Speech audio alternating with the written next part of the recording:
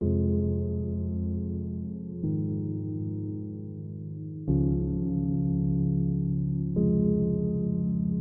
gonna sound crazy, but I was listening to John Lennon's Imagine, one of the worst songs ever made. Like, it's brilliant wizardry, but it's truly horrifying. Imagine there's no heaven, no hell below us, imagine there's no heaven. It's easy if you try.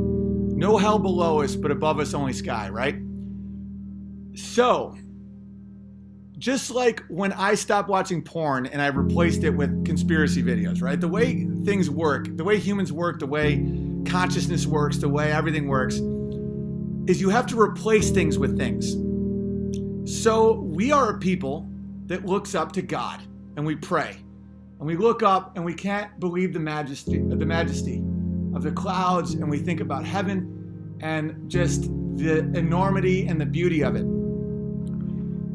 Imagine there's no heaven. It's easy if you try.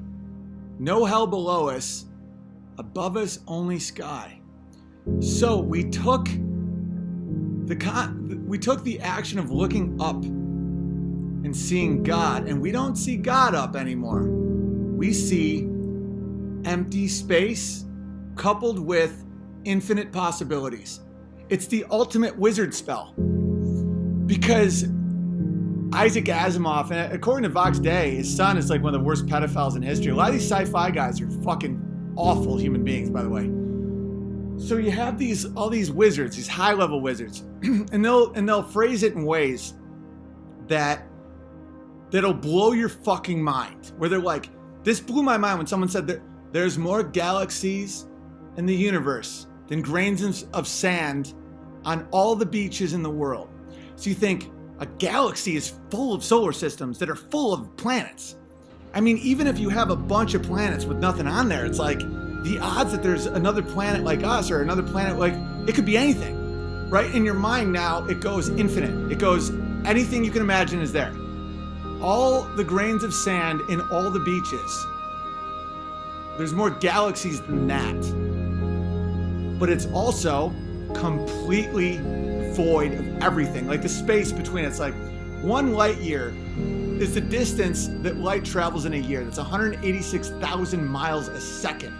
So a full year is a distance that we cannot comprehend. That is the emptiness.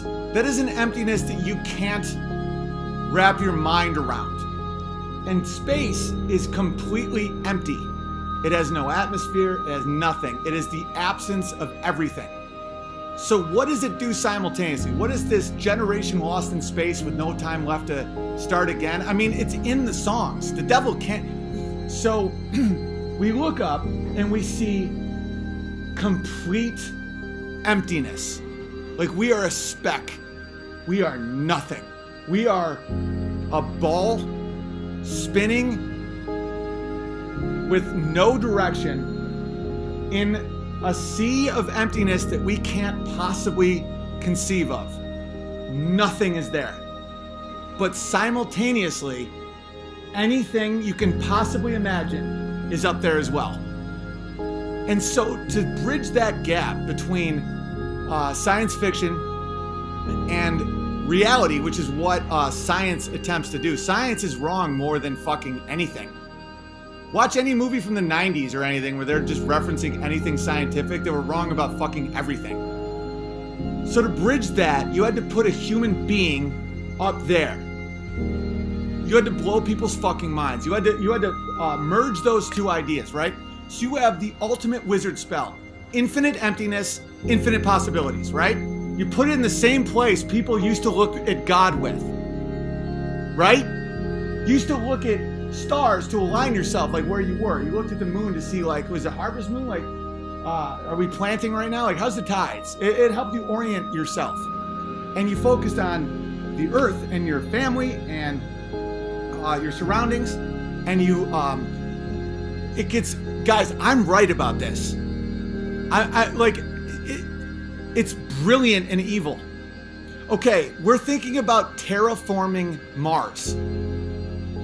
Just think, what does that do to a population? Okay, so people are now like, life on Mars. Okay, we skipped all over, the moon is No one talks about the moon. By the way, the Mars is a red version of the moon. It's just as empty.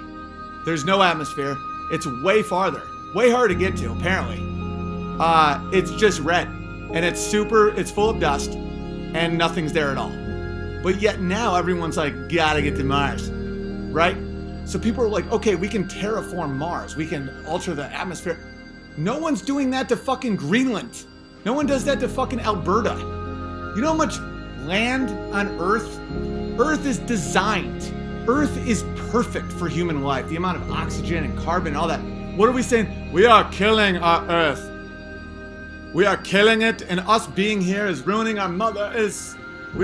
Carbon emissions is, this will be uninhabitable, so we will have to go to Mars? If you think Earth, like we could detonate all the fucking atomic bombs we've ever made. It would be a utopia compared to anything you could possibly do to Mars. Mars is hostile to all life. Mars, you can't take one breath without instant death. Mars is not capable of having any human life on it without, even theoretically, if it's even possible, an unimaginable amount of technology and engineering to keep you alive as you're in this horror of a landscape. We're like, our temperature may go up 1 degree in the world, in the sea level, and we must go to Mars, and that's a dead end. Our nearest star, Alpha Centauri, is what, 2 light years? You can't comprehend that distance. If you go the speed of fucking light, it takes 2 years to get there. So what, you go there, it takes you 2 years. But when you go the speed of light, according to Einstein's theory of relativity, time passes way faster everywhere outside. So if you travel the speed of light for 2 years, according to Einstein, it might be a conspiracy theorist, but the rest of the world would age like 30 years, right? So how in the fuck would you possibly even go to our closest star that most likely has absolutely no planets that can possibly have life, right? We have a giant Earth, and we can do amazing things here, and it's designed for life, but yet we're already not looking at it. We're done with it. We've ruined her. We've raped and murdered and sacrificed. And now when we look up, we don't see God in the heavens just saying, one day you'll get here, be a good person. You look down, you don't see hell, you don't see Jimmy Savile, all the people that fucked up that are now burning in hell. No, you see like the mantle and the nickel core and the blah, blah, blah. They took away our connection to everything. And they replaced it with nonsense. Infinite vastness and infinite possibilities, and none of it you can ever accomplish. That's the ultimate fucking psyop. It's like, it's perfect and evil as fuck. Just believe. Do you question science? Do you question science?